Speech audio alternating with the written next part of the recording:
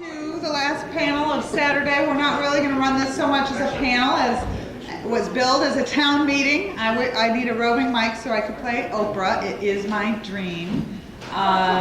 There it is. Does it work? Hey, hang on just a second here. Hello? Oh, awesome. So during the question part, I will rove. It will be very exciting to bring you a mic. It used to be Phil Donahue, but now it's Oprah. I'm Lori Garver. I've been in this community for a long time. For the town meeting, I think they asked me to do it because I've actually been a member of every one of the groups represented here over my lifetime, as probably many of you have as well. I am going to dispense with the long bio introductions because of the time and because I have none.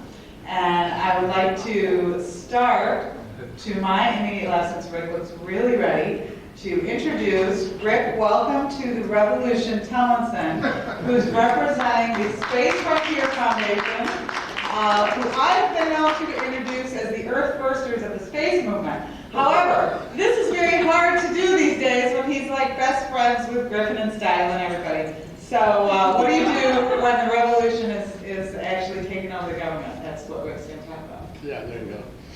If you want that one or that Oh, whatever. I'll give me a couple of weeks. I'll pass them on. Use this mic. Anyway, yeah, I used to do this a lot, but I'm going to do it for a special reason today. Welcome to the revolution. This is the flag that was flown to the Mir space station when some friends and I actually owned it. Okay, for a few months, we were leasing it. And I'm showing you this for a couple of things. That an idiot kid from Texas like myself can actually do something, which means you can do something. And because I want to honor for a moment a really good friend of mine who, for whatever personal reasons and personal issues he has with the US government, is in jail right now, named Walt Anderson. Now, whatever's going on with him in the government is between him and the government.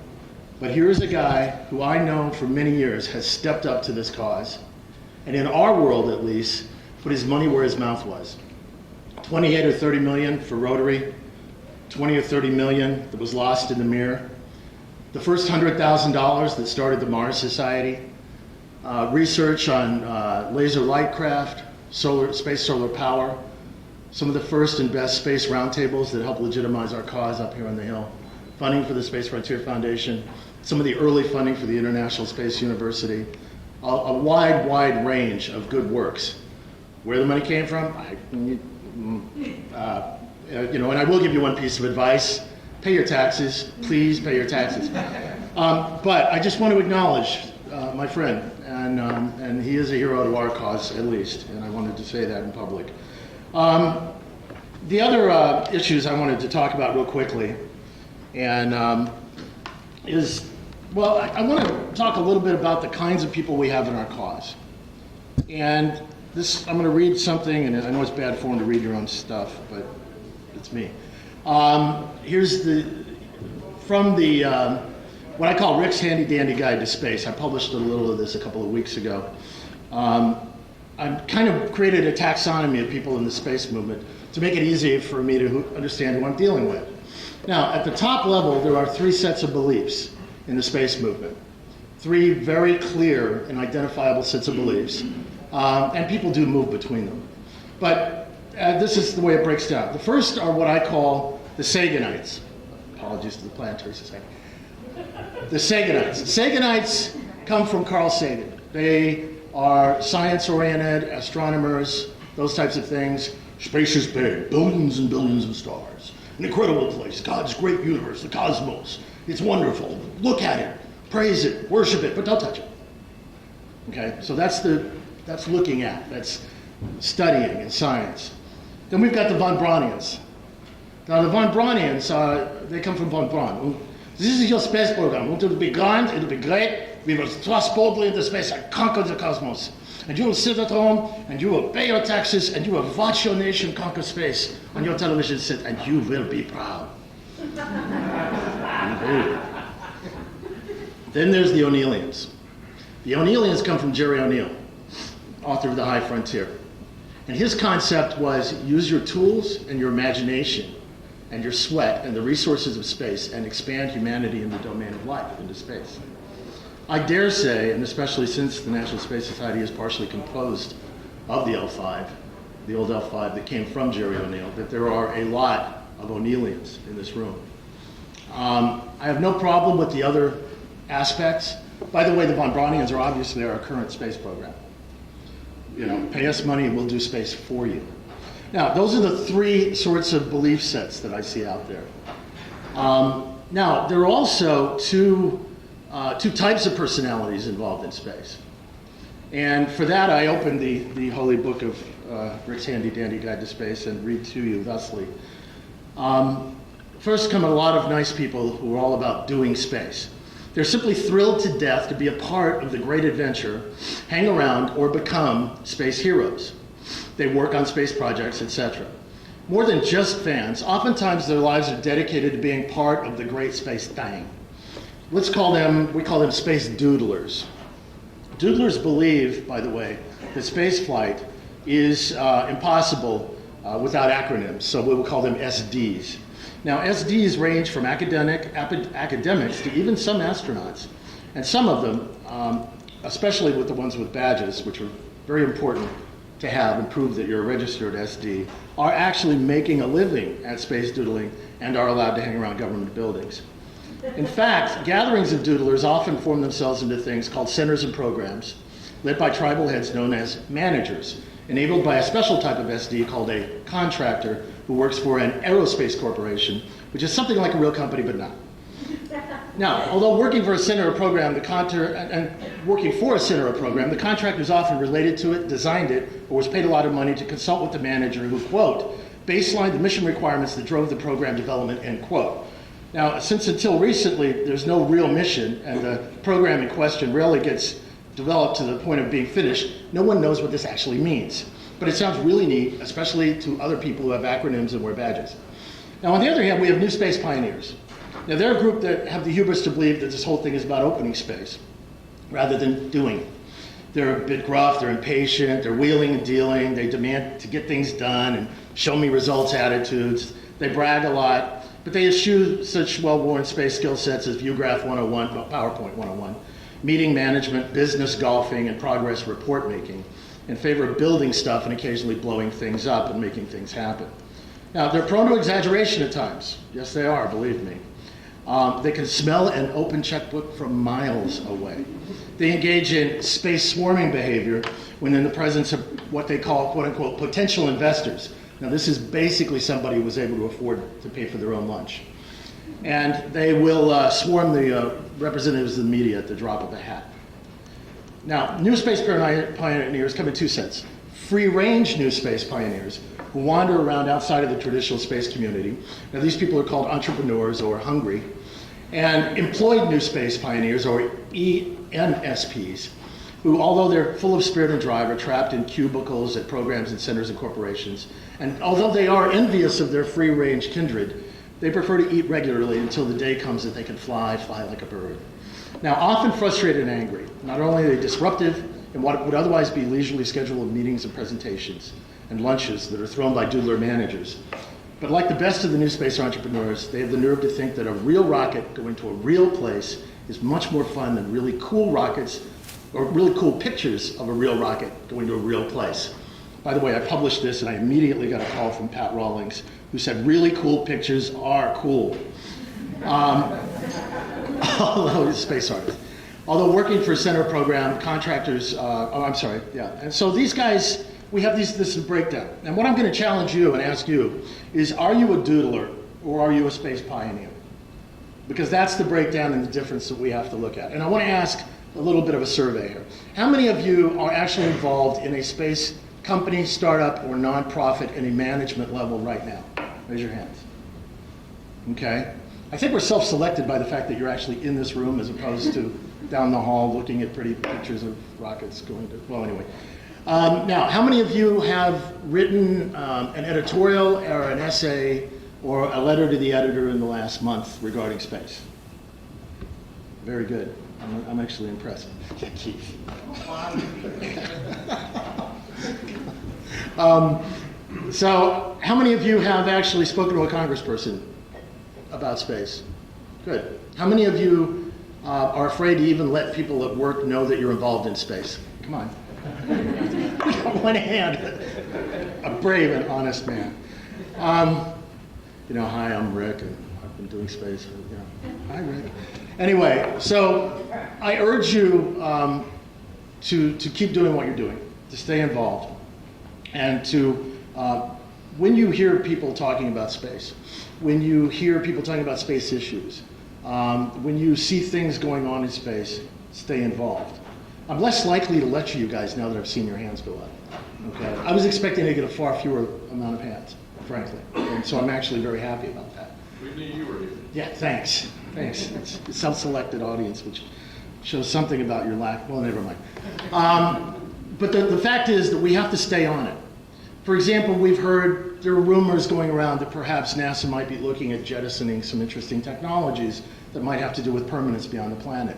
If you believe that permanence beyond the planet, permanence on the moon, etc., is important, step up. Don't let that pass. Write a letter to AvWeek. Write a letter to your local newspapers. Dive in there. Don't be complacent. One of the things we do in the space community is that we are always excited that somebody's just come to save the day. Every year or two, somebody comes along and they're going to do it. Bert Rutan's going to do it. Mike Irvin's going to do it. The president's going to do it. The Aldrich Commission has done it. All right? And then we get disappointed. Remember the old slogan of L5 by 95, folks. Just remember that one. And so get out there and make something happen. Invest your money and your sweat.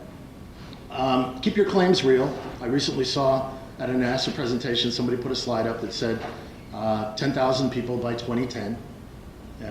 Somebody from the activist community did that. I was like, oh God, no. Your credibility just went out the window. If you're going to mention helium-3, do it quickly and in passing. It's tied to fusion, which will always happen 10 years from now. Credibility goes out the door. Don't ever start presentations with, you just gave me $1 billion. And by the way, a couple of last points. Stay with the vision at all times. And no more trash talk with each other, okay? If you have an issue with somebody's technology, that's fine. If you have an issue with somebody's personality, that's fine. Those kinds of things. But when you're dealing, especially with people outside of our community, rather than saying their concept sucks, mine is better, say, look, theirs is good, but let me tell you about mine. Something like that. We are sometimes our own worst enemy. Reporters call in, they talk to one person, that person trashes the next person, trashes the next person, trashes the next person, reporter walks away, goes, they're all idiots. So please, no more trash talk if we can help it. Now, having said that, I'll walk out of this room and I'll screw up and do it, so I'm sure somebody will correct me. But because we're human. But definitely, get out there, do it, keep it clean, and let's try and sell our vision to people. Thanks.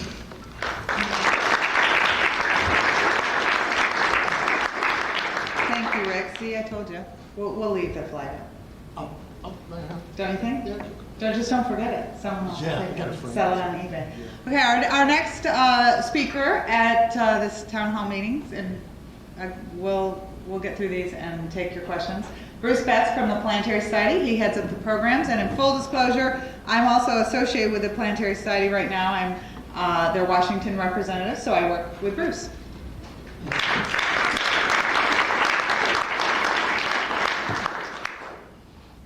Thank you. I feel like we've all just taken a space personality test. I've decided I'm a pioneer doodler. I think I'm a pioneer doodler on the cutting edge of scribbling. In any case, let me start by reiterating Rick's call to everyone to get involved and do things. This is a town hall about advocacy. It is something that organizations may organize, but it's the people who are behind it. Let me start by talking about something slightly off advocacy, but I'll bring it back to advocacy, and it's because George Whiteside's encouraged me to mention people. And that is the Planetary Society is going to be trying in about a month from now to fly the first ever solar sail in space.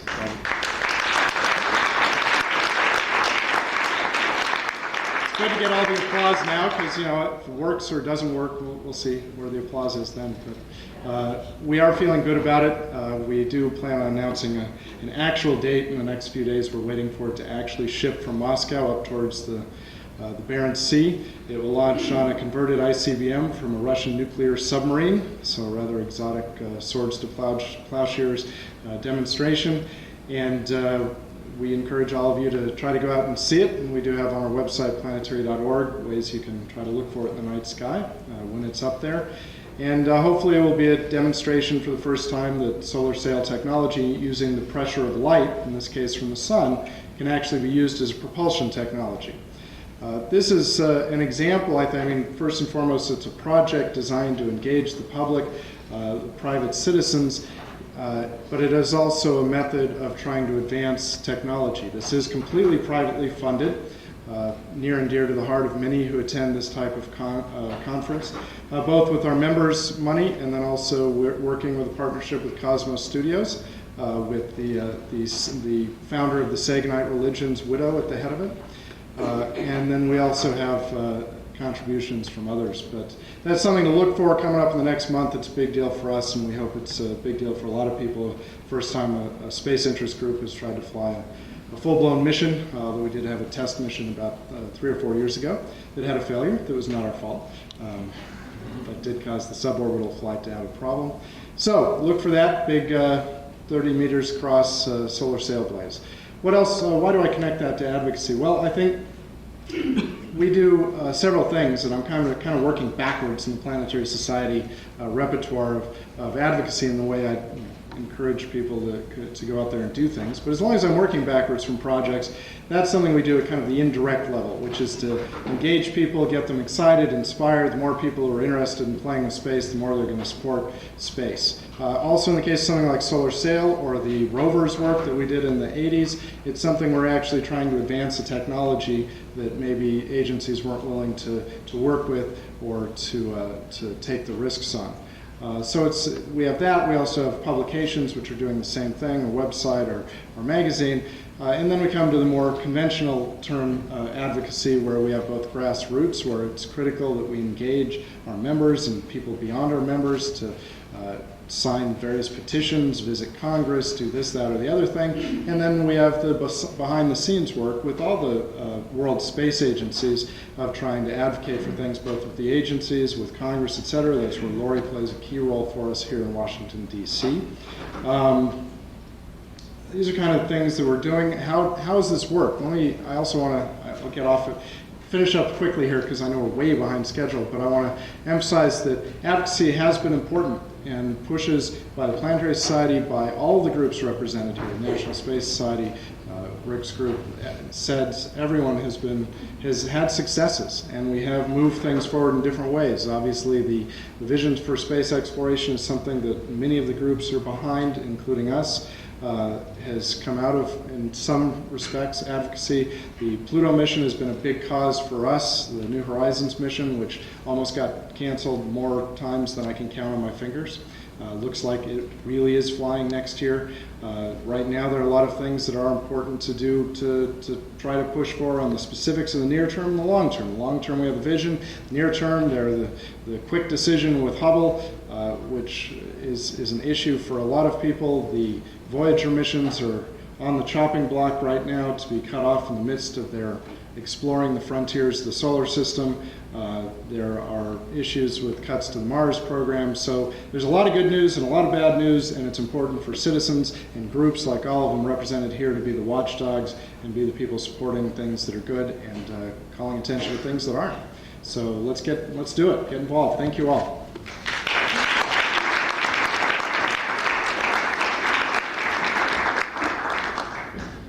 Thank you very much. And for our final speaker, we're going to have Josh Neubert. Josh probably doesn't know that I was a member of SEDS. I think it started in the early 80s because I was a student then. But come on up. Josh is from the University of Hawaii. You know, SEDS, I would say, over the years has had stronger organizations in times when there are strong people who are in school. And luckily, Josh has been in school a long time, so SEDS is at a real high right now. He's formerly from MIT, I believe. True. Okay, welcome.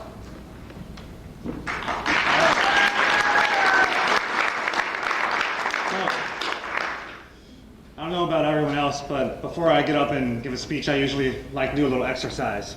So while I'm standing up here, I was thinking maybe we could all do some jumping jacks together or something like that. So if we can have everyone who is under the age of 80 just stand up for a second. All right. All right, so we got just about everyone who's under the age of 80 standing up. So now, instead of doing jumping jacks, maybe we don't want everyone just to get all sweaty and anything like that. So what we're going to do is, why don't we just maybe we should only have everyone who's under the age of 40 stand up and do the jumping jacks. So anyone who's not under the age of 40, go ahead and sit down.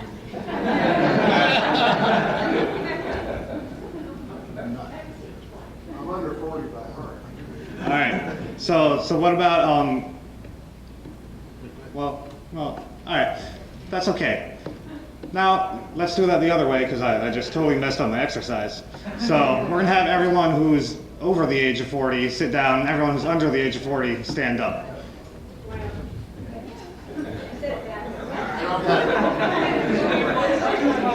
If you're under the age of 40, stand up. All right. Yeah. So this is good. What about if you're under the age of 30? Stand up. If you're in college, stay standing up. Everyone else, have a seat. All right.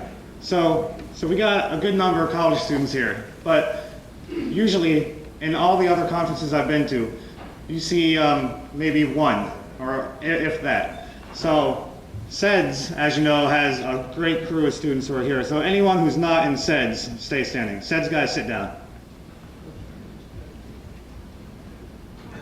All right, so we have two young guys who are not in SEDS who are at this conference.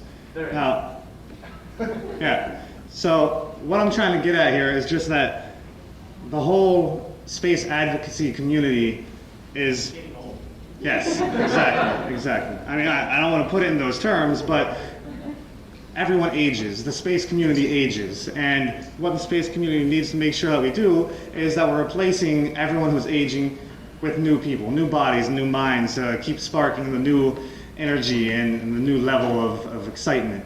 So, I mean, I know that we're all afraid of our own mortality, and but we have to come to terms with it, and the space community as a whole has to come to terms with it. So the workforce issue is really the biggest issue that our community is facing. No matter what you think, if we don't have the workforce to go through with all these projects that everyone wants to do, they're not going to happen. No matter how much we want to go to the moon, or no matter how much we want to go to Mars, we're not going to get there unless we have all the people to work on this issue. So that's the whole point of having SEDS around. So I'm going to toot a little bit of our own horn here. And SEDS has been around since 1980. And it was started by some great guys back then that people might have heard of. There's this guy named Peter Diamandis and a few of his friends. So SEDS has had its ups and downs, but the whole goal all along has been to keep young people involved in space and to keep a nice, lively vigor in the space community. But so, I mean, the question is, what do we do when there's not a lot of young people in there? How do we make sure that all these young people are getting involved and getting into the space community? And it's not just SEDS. Like, SEDS can't do it alone. No individual people can do it alone. It's got to be the whole community all around. So it's everyone's job to really try to invigorate students and try to involve them, get them involved, get them engaged. Students need to be engaged.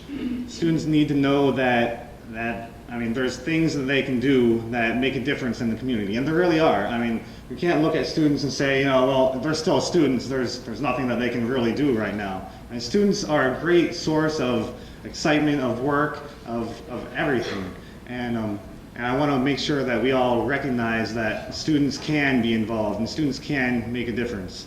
So that's one thing that we just need to note. I also want to say that when a lot of the outreach that people talk about is reaching out to your elementary schools and your middle schools, and I think that's great. I mean, all the programs that people do, sending rockets over to middle schools and model rocket clubs and those kind of things, those are amazing. But there's another part of outreach that a lot of people really don't think about, and and that's to the upper level high school students or the college students. And we can't neglect that age range still needs to be outreach to. We still need to grab them in. They're not sold on space yet, for the most part. Some of them are here. But for the most part, students don't know about space. Most students don't care about space. But there's ways that we can engage that community and get them involved. Most college students change their major, at least 1 or 2 times throughout their college career. So what we need to do is provide opportunities for students to know about aerospace and to know about the space community and keep involved and keep that interest if they have it. And if they don't have it, to maybe switch from where they are into the aerospace community. And there's still a lot of variation among students, so we need to keep thinking about that. The future, we really need to engage students, and events like this are the perfect way to do that. There's going to be more students coming out to events if SEDS has anything to do with it. That's our whole goal. We're getting more students involved to join the community. But when students come to these kind of events, it's the whole community's job, in a way, to engage those students. Go out and talk to them. A lot of students will come up to you and they have the initiative to go and talk to you and really start up a conversation. But the other way works just as well. You can go and talk to students, and often a lot of students are shy still. A lot of students don't have the nerve to go up to someone like Rick or Bruce and just say, "Hey, I'm Josh. How's it going?" So you need to take the initiative the other way a little bit too, and just involve people. So that's kind of my challenge to the community as a whole: is talk to the younger crowd and just go introduce yourself. That'll help out a lot. So with that, I'll turn it over.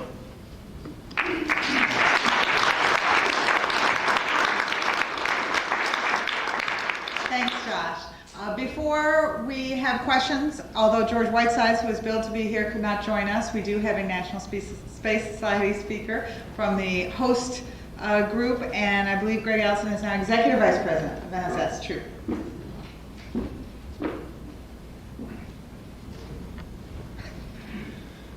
Well, now that we've just had our calisthenics, PT, as those of you in the military remember, it's time to go in maneuvers. It's time to go into action. So I thought I'd talk about 2 kinds of action. One, projects.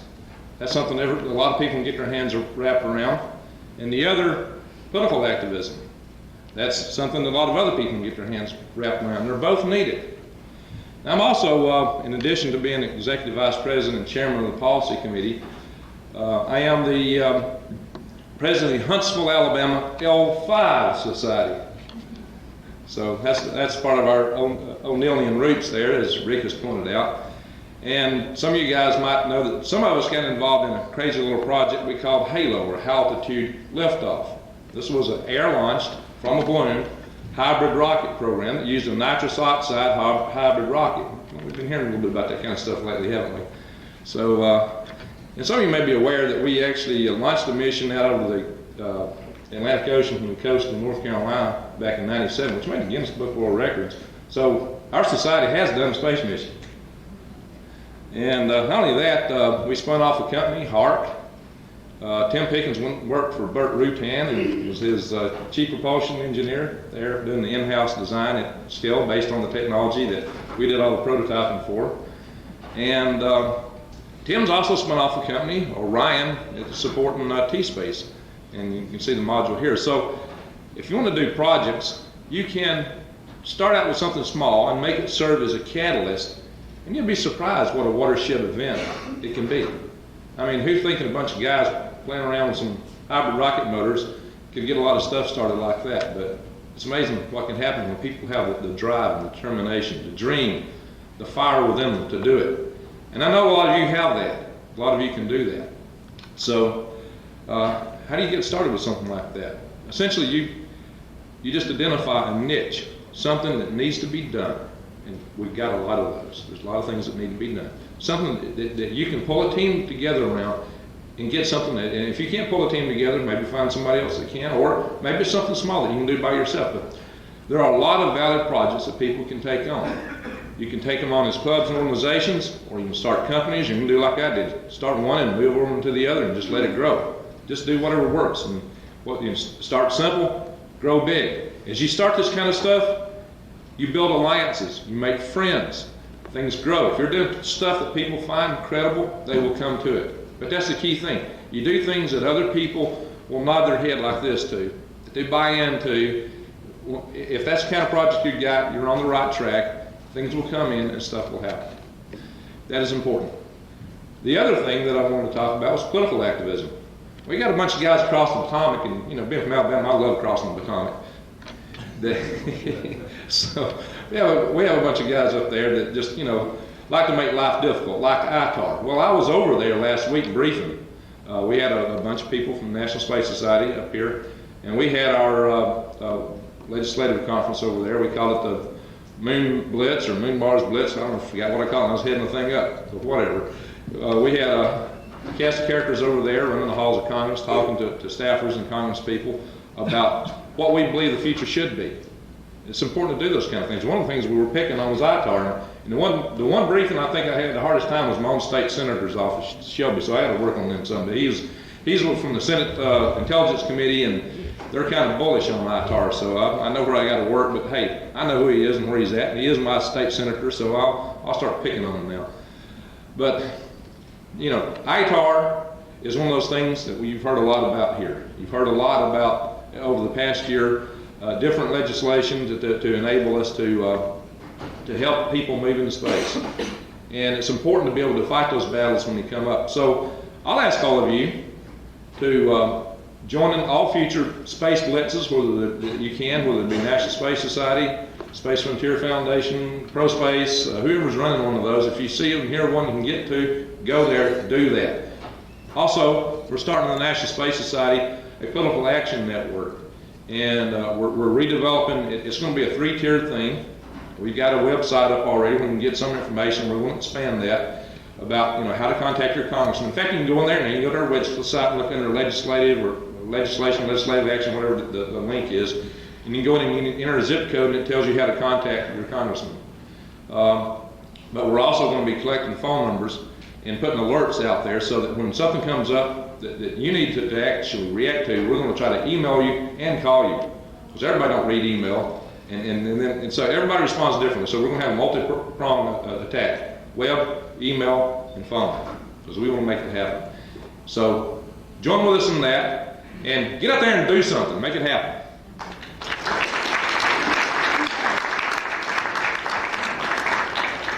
Excellent. Okay, well, you have people here from each of these space societies. I'll open up for questions. I am thrilled to be in the position I'm in, because for the 12 and a half years I was at NSS, this was the time when everyone had questions about why they didn't get their magazine or their membership number was wrong. So let them have it hard. I want all the hard questions for these guys.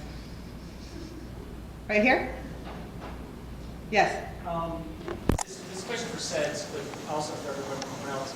What's the percentage of SEDS members that are MBAs as opposed to ADs? The percentage that are MBAs as opposed to Aerospace engineering. very small, very, very small. So yeah, a lot needs to be done to kind of reach out to other communities, especially like the business and medical or anyone. Right. As someone who's building a rocket company, the hardest problem we've been finding is finding marketing and business people who understand space. And so it's a suggestion to all members, all of the advocacy communities, to go outside and look for business people and non-traditional members from other disciplines to bring into this community, because if you're building a company, you can't have everybody in your company be engineers. That's a great point. There's another organization that's not represented up here, ISU, I know has done a good job with that interdisciplinary approach. Yeah, for sure. Oh, right. Yes, I have a question. All right. Sorry. So we're talking about strategy. You're talking about influencing policy and having a political network, which is great. What about getting people on the inside? I mean, basically co-opting these institutions, which means members' offices, committee staffs, subcommittee staffs, the agencies, by putting people, either who are lawyers, and this is where I'm coming from, so I have a self-interest in this, but there are other people who have technical backgrounds who could be put in these positions And they don't need to go in with a specific agenda, but you're getting people involved who are already sympathetic and who will be, who will know the people in the industry and will be able to actually do the kinds of things that many of the speakers here have talked about in terms of responding quickly to what the industry's concerns are when new business models come up that need regulatory change to succeed. That is a great point. I guess Josh or anyone else could respond. The point, it has happened, and when it does, it is amazing. Rick and I are sitting up here thinking of a gentleman who was on the House staff, Jim Muncie, for a long time, and it's incredible the amount of change that could happen while he was there. I would say Pete Warden's another person. Chris Shank, who's now in NASA, was on the Hill. Does anyone else want to? Yeah, there's Scott Pace doing that. We have a lot of people out there that are working their way into these places. I myself am doing risk analysis for Constellation Systems, supporting the 60-day study where we're supposed to pick up architecture. The challenge is, do you work your way in, especially you young people, work your own way into this and find those places where you can be strategic. Yeah, I just want to echo one of the, it was actually, we did this on purpose years ago. We, in the foundation, we have what we call the inside game, outside game. Inside was in the Beltway, outside was press and media. I did the radical outside game. In the inside game, we found a young congressman named Dana Rohrabacher and put a guy named Tim Kiger in his office. And that was a conscious part of a planned thing to do. We had somebody who was ready and willing, went in there, and then over the years, Tim was replaced by Jim Muncie. And you could read the speeches of Rohrabacher changing over the years into a sort of frontier approach. I would recommend for you and others like yourself who are really interested that you make yourself known to those who are currently involved politically.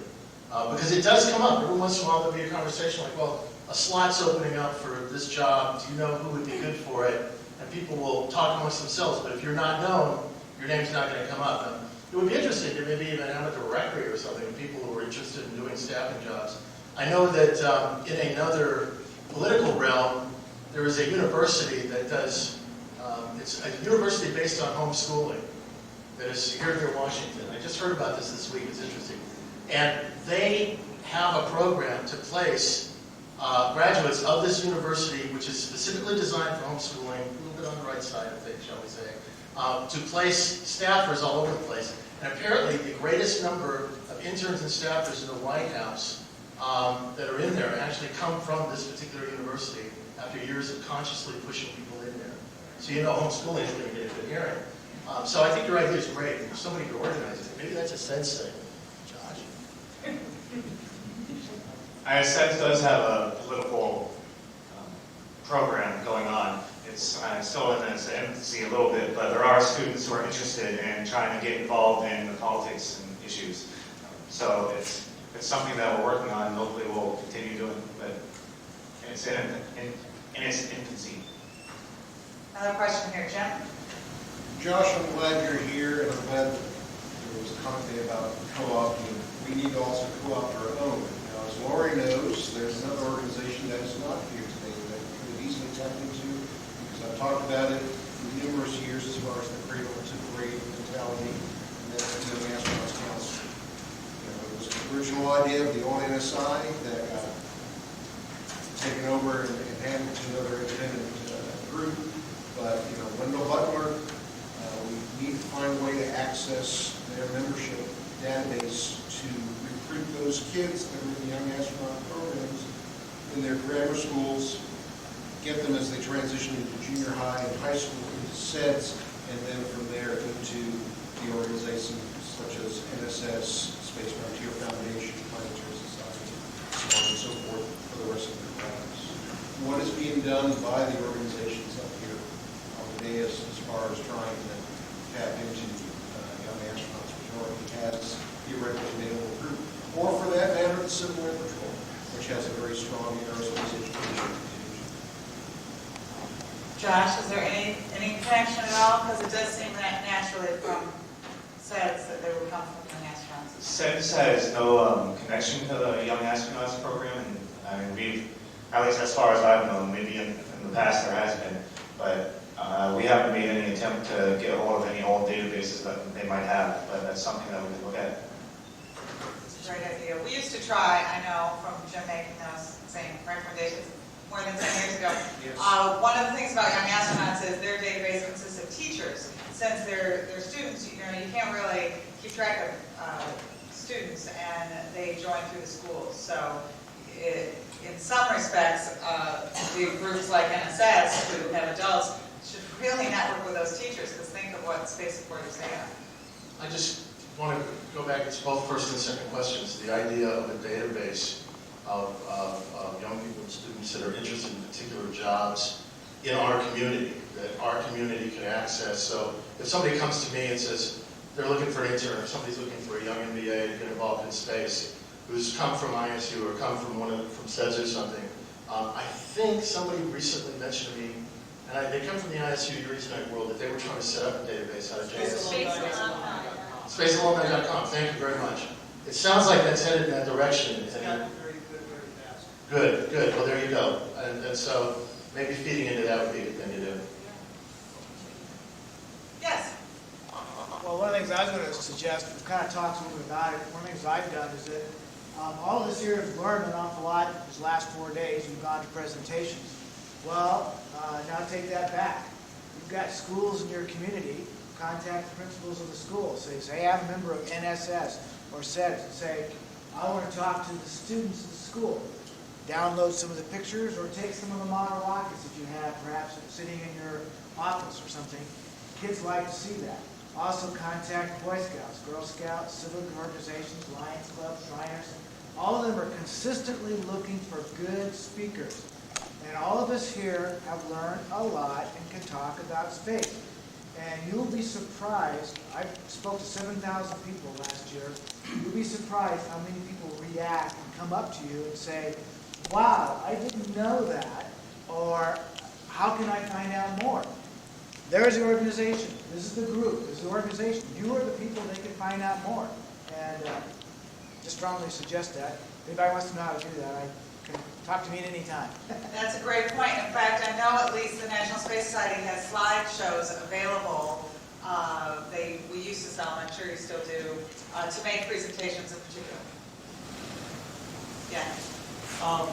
The back and forth that we've had is extremely useful, and as Rick and I were at Space Access 2 or 3 weeks ago, but I think this is one of the few places where we get a lot of the individual organizations together. I think this is probably one of the only places here you can actually have a space advocacy town hall discussion. What I would suggest is maybe it would be useful for next year when we possibly do this again, is are there any things that each one of the organizations can come with as a problem to solve to take to this entire, because the concentration of smart people we have here just seems a shame to waste that much energy in the same room at the same time, that it would be useful if the individual organizations could say, we have an idea or a policy statement or something we would like to share and work with the people in the room to see if we can actually produce something.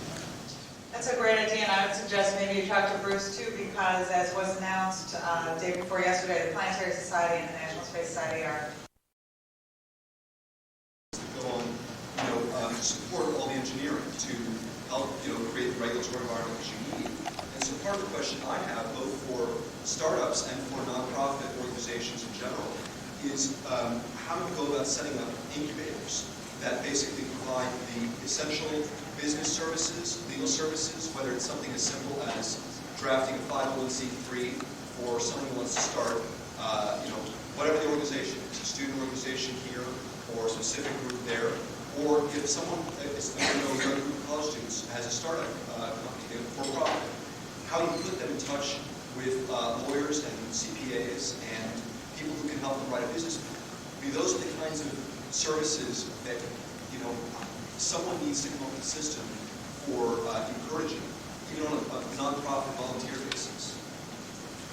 Is there any organization that feels they do that? I think we have an audience member who does. Yeah, go ahead. 9 o'clock tomorrow morning, I'm the actual retired pilot. 9 o'clock tomorrow. Excellent. With that, I would like to say, this is National Space Society's 30th anniversary. I think mostly that means that other groups, your Planetary and SEDS is 25th. I remember when Space Frontier Foundation was formed, but I can't think of the year. It was whenever Rick got mad at me for being too timed in NASA industry and had to go out and form his own group. But it is a great thing that there are so many space groups, and I've actually written on the topic that when in the past people complain there's just too many space groups, so you never hear about that being a problem for the environmental movement, and they have a lot more groups. So I don't think it's a problem at all to have a diversity of organizations. Thank you very much for staying, and thanks to our panel.